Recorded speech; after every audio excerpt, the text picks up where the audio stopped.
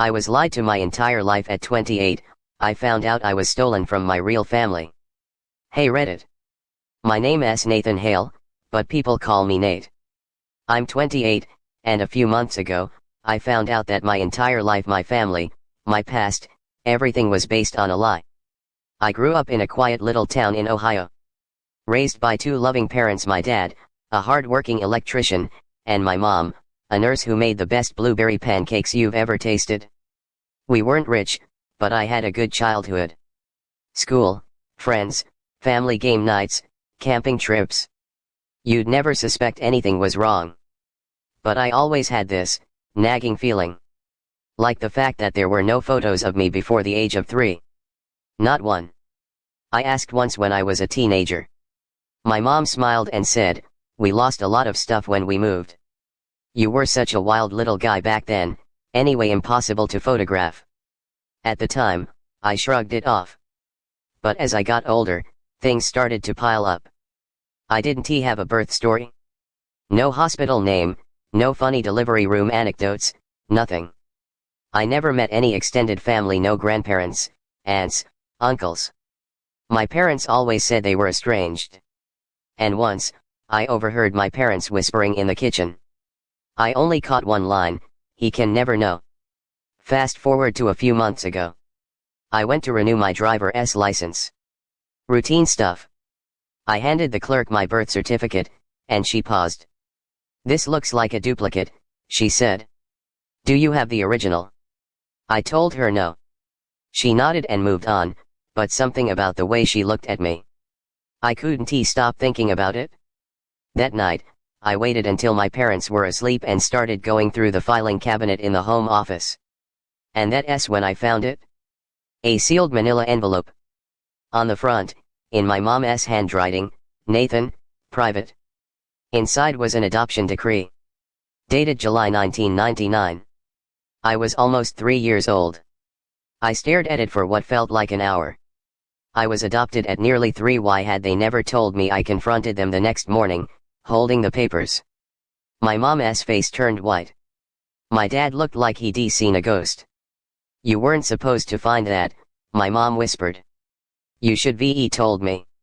I yelled. My dad sat down slowly. "We were going to. One day. But time passed. And it never felt like the right moment. That wasn't good enough. They told me bits and pieces. That I was adopted from a small town in Georgia. That my biological mother was young and in trouble. That she wanted a better life for me. But it felt rehearsed. Like something they had told themselves so often, they believed it. I needed answers. Real ones. So I hired a private investigator. 2 weeks later, he called me. "Nate," he said. "Your birth mother was named Margaret Hale. She passed away in 2001 car accident. But here's the thing, you weren't her only child." I froze. "You have an older brother," he continued. "Jacob Hale. He was 10 when she died. He's alive. Lives in Tennessee." I found him on Facebook. Same green eyes. Same face shape. It was like looking in a mirror with a few years difference. I messaged him. Something simple. "Hey. I think we might be brothers. I was adopted in 1999. Your mom's name was Margaret Hale." He replied within minutes. "You're kidding. This can't be real. Are you?" "Nate." We talked for hours. Then we met up in person at a diner in Kentucky, halfway between us. When I really saw him, I knew. He was my brother. He told me stories about our mom, how she worked 2 jobs, loved puzzles and Motown music, how she never missed a school play, even when she was exhausted. She was far from perfect, but she was trying. Then Jacob told me something that changed everything. "You weren't given up," he said. "You were taken." I didn't understand. Our mom got reported to child services by a neighbor. False claims. Said we were being neglected. It was crap. I was there. She took care of us. She wasn't rich, but we were okay. The case dragged on. One day, when Margaret had gone to court to fight for custody, Nate was placed in temporary foster care. They told her it was just temporary, Jacob said. But she never got you back. She fought, Nate. She fought hard. But then, she died. Car accident. I was 10. And you just disappeared into the system. I felt like I couldn't breathe. Everything I thought I knew about my life, wasn't mine. I went back to my parents. This time, I demanded the truth. And finally, it came out. My dad's sister, my aunt, was a caseworker for child services back then. She was the one who tipped them off about a little boy in need of adoption. She told my parents the child me had no surviving family, that the mother was unstable, and that I'd be lost in the system. She was just trying to help us have a family, my mom said quietly. Help you stole me. I got a lawyer. We started an investigation.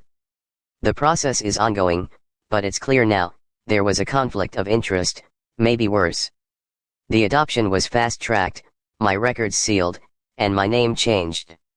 I'm still trying to piece together what happened legally. But morally my parents raised me with love. But they also stole me from my real family. They lied. They covered it up. And they let my brother grow up thinking he'd lost me forever. Now, Jacob and I are rebuilding something that was broken before we even had a chance. We visit our mother's grave together. He told me about the last time he saw her cry the day I was taken. She never stopped hoping you'd come back, he said. I carry that with me every day. Jacob gave me something last week, a small locket that belonged to our mom. Inside, a tiny photo of us as toddlers, sitting together on a couch, smiling. Proof that we were once a family. I wear it under my shirt every day. As for my adoptive parents, I'm not sure what to do. I've stopped calling. They write emails. Long ones. Apologies. Explanations. I haven't answered any. Not yet. Maybe one day, but right now I'm learning who I really am. Where I came from. Who my real family is. And for the first time in 28 years. I'm not living someone else's lie. I'm Nate Hale. Son of Margaret. Brother to Jacob. And I'm taking my story back.